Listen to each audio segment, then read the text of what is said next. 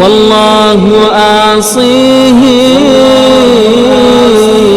في القبر قد أمسي.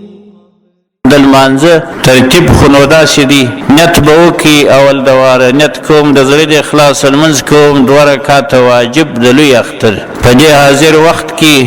خاص خدای پاک لره مخبر طرف د کعبه شریفه الله اکبر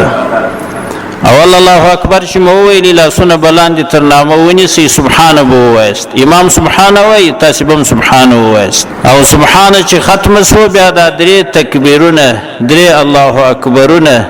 دغه امام وای تاسو به هم وایست لاسونه د هر تکبیر سره غوږو ته پورته کیږي بیا لاسونه الانی ول کیږي بیا لاسونه پورته کیږي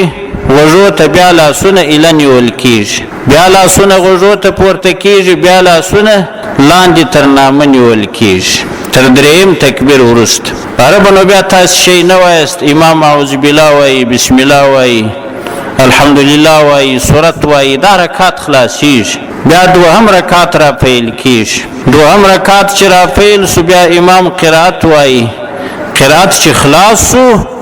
تر رکوع د مخه بیا 3 تکبیر دغه وخت کې ویل کیږي نو بیا پر هغه رقم ویل کیږي لکه څنګه چې هغه اول رکعت کې ویل کېدل او څلرم تکبیر چې ویل شو هغه څلرم تکبیر سره بنو بیا رکوع ته زو د خیر دغه چې په اله لاسو به رکوع ته زو لاسونه به بیا تر نامه لاندې نه تړي